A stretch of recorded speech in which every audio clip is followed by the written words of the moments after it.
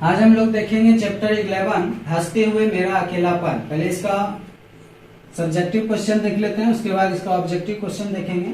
First number question और important question है कि डायरी क्या है, डायरी क्यों लिखनी चाहिए। डायरी किसी साहित्यकार का या व्यक्ति द्वारा लिखित उसके महत्वपूर्ण दैनिक अनुभवों का ब्यौरा होता है, यानी पूरे दिन भर में जो भी होता है दैनिक जीवन, यानी जो वो जीता है जीवन, जब तक जीता है जन्म से मृत्यु तक, और जब उसे लिखने के लिए आ जाता है तब तक, जब डायरी लिखना वह शुरू करता है तो उस समय से लेकर पूरे मृत्यु तक का उसमें ब्यौरा रहता है। तो डायरी किसी साहित्यकार का या व्यक्ति द्वारा लिखित उसके महत्वपूर्ण दैनिक अनुभवों का ब्यौरा है जिसे वह बड़ी सच्चाई के साथ लिखता है। किसी व्यक्ति की डायरी से उसके मन के भाव, जीवन का लक्ष्य, जीवन की स्थितियों का पता चलता है। डायरी किसी भी मनुष्य के जीवन का दर्पण होता है, इसलिए डायरी लिखनी चाहिए। सिर्फ डायरी पढ़ लेने से उस आदमी के, उस डायरी लिखने वाले का पूरा जन्म कुंडली पता चल जाता है कि आखिर वो किस तरह का आदमी है, किस चरित्र का आदमी है, उसका कैसा स्वभाव है, वह जीवन में क्या चाहता था, क्या करना चाहता था, क्या बनना चाहता था। उसके डायरी में वो हर प्रत्येक चीज लिखी रहती है। तो डायरी क्या है और डायरी क्यों लिखनी चाहिए, तो इसका आंसर यही लिखना है। आगे क्वेश्चन है कि डायरी का लिखा जाना क्यों मुश्किल है। डायरी का लिखा जाना तो मुश्किल है, क्यों मुश्किल है तो देख लेते हैं। डायरी में प्रतिदिन की घटनाओं एवं अनुभवों का वर्णन होता है। डायरी व्यक्ति के जीवन का दर्पण है। इसमें अपनी सच्चाई, अच्छाई, बुराई एवं सभी घटनाओं को सही सही वर्णित करना होता है। आलसी, लापरवाह या लक्ष्य विहीन, दिशाहीन व्यक्ति डायरी नहीं लिख सकता है, इसलिए यह एक मुश्किल कार्य है। डायरी लिखने के लिए प्रतिदिन की चीजों पर, दैनिक जीवन में जो भी चीज घटित होता है उसे समय पर डायरी में नोट करना रहता है। हर घंटे हर पल जो घटित हो रहा है उसे डायरी में लिखना पड़ता है।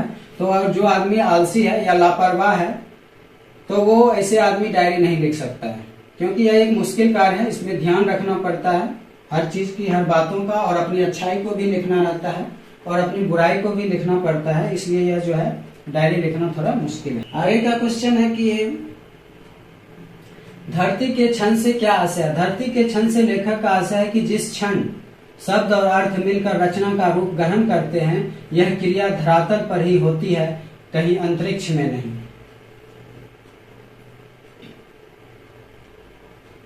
नेक्स्ट क्वेश्चन है 4 नंबर, रचे हुए यथार्थ और भोगे हुए यथार्थ में क्या संबंध है। ये क्वेश्चन भी इंपॉर्टेंट है। भोगा हुआ यथार्थ एक दिया हुआ यथार्थ है। जो हम भोग लेते हैं वह किसी न किसी के द्वारा दिया हुआ जीवन होता है।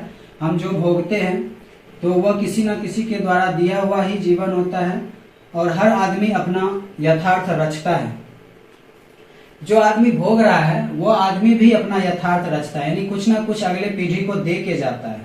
तो भोगा हुआ यथार्थ एक दिया हुआ यथार्थ है। हर आदमी अपना अपना यथार्थ रचता है और उस रचे हुए यथार्थ का एक हिस्सा दूसरे को दे जाता है। हर आदमी उस संसार को रचता है जिसमें वह जीता है और भोगता है, यानी उस संसार में वह जो जीता है, जो करता है, हर अपने द्वारा अर्जित चीजों को छोड़ के चला जाता है दूसरों के लिए, और वह जो यूज करता है वह भी किसी न किसी से दिया हुआ रहता है, किसी से अर्जित किया हुआ रहता है। तो प्रत्येक व्यक्ति जो है वह पहले क्या है तो भोगा हुआ यथार्थ, जो भोगता है एक दिया हुआ यथार्थ, वो किसी न किसी के द्वारा दिया हुआ रहता है। हर आदमी अपना यथार्थ रचता है, और जरूरी नहीं है कि जो भोग रहा है वह रचेगा नहीं, वह भी रचेगा, और वह भी जो रचेगा वह दूसरे के हिस्से के लिए छोड़ के चला जाएगा। तो भोगा हुआ यथार्थ एक दिया हुआ यथार्थ है। हर आदमी अपना यथार्थ रचता है और उस रचे हुए यथार्थ का एक हिस्सा दूसरों को देता है।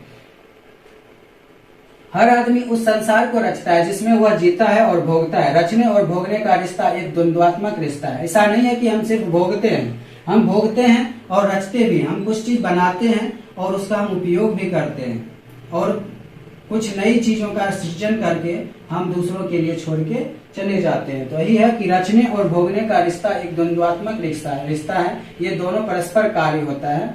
एक के होने से ही दूसरे का होना है।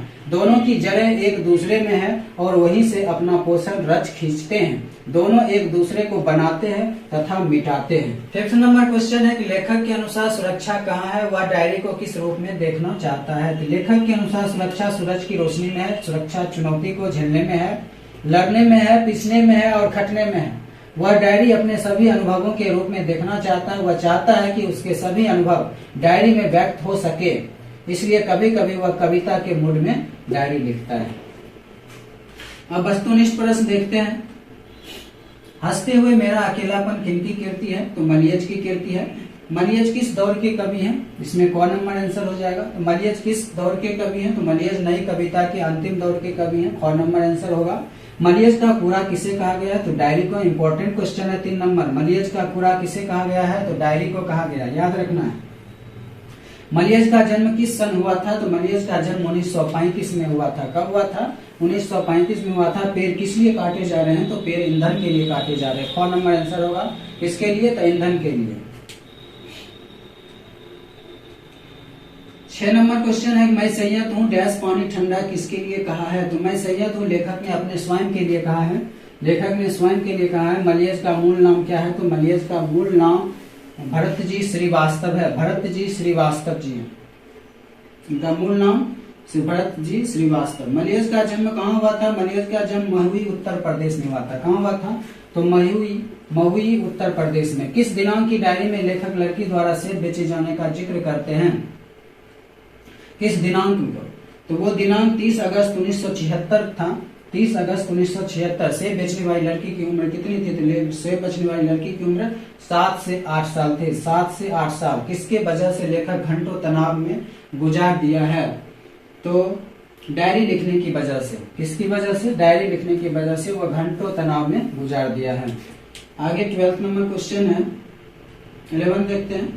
11th हो गया। 12th नंबर, रचना में छिपा हुआ भविष्य किसके अतीत में शुभ उगाता है, मिट्टी। आंसर हो जाएगा मिट्टी। लेखक को चिट्ठी की आशा कब तक रहती है, तो दोपहर तक रहती है। लेखक को चिट्ठी की आशा कब तक रहती है, दोपहर तक रहती है। मिलिट्री द्वारा पेड़ काटे जाने का जिक्र किस दिनांक वाली डायरी में लेखक ने किया है, तो यह जो है हो जाएगा 14 जुलाई 1956 को। 14 जुलाई 1956 वाली डायरी में। सूचना केंद्र में लेखक किससे मिलते हैं, तो सूचना केंद्र में लेखक जो है बलभद्र ठाकुर से मिलते हैं, बलभद्र ठाकुर से। आगे का कुछ क्वेश्चन है, लेखक किस मंत्रालय में काम किया था। लेखक ने कृषि मंत्रालय में काम किया था। कहाँ, तो कृषि मंत्रालय में। नेक्स्ट क्वेश्चन है, मिलिट्री छावनी ने पेड़ किस लिए काटा, तो मिलिट्री छावनी ने पेड़ जो है ईंधन के लिए भी काटा और जारे के लिए भी काटा। तो क और ख दोनों आंसर हो जाएगा। 18 नंबर क्वेश्चन है, रचने और भोगने का रिश्ता किस प्रकार का है, द्वंद्वात्मक रिश्ता है। दोनों एक दूसरे से परस्पर जुड़े हुए हैं, इसलिए द्वंद्वात्मक रिश्ता है। मलियज ने एमए किस विषय से किया, तो मलियज ने जो है एमए है वह अंग्रेजी विषय से किया, अंग्रेजी विषय से। लेखक छात्र जीवन किस रोग से ग्रसित है, तो लेखक छात्र जीवन जो है वह क्षय रोग से ग्रसित है। लेखक जब छात्र थे, जब वो स्टूडेंट थे, तो उन्हें क्षय रोग हो गया था, तो क्षय रोग से ग्रसित रहे। प्रभावती और त्रिलोकीनाथ वर्मा के साथ किस तरह का संबंध है, तो प्रभावती और त्रिलोकीनाथ वर्मा के साथ किस तरह का संबंध है, तो पत्नी पति का संबंध है। तो पहले प्रभावती है, तो उसके बाद त्रिलोकी है, तो प्रभावती और त्रिलोकी नाम जो है वह पत्नी, पहले उल्टा भी रह सकता है, पति पत्नी भी है, लेकिन देख के टिक मारना है। पहले प्रभावती है तब त्रिलोकीनाथ है, तो पहले पत्नी है तब पति है, तब पत्नी पति का रिश्ता है।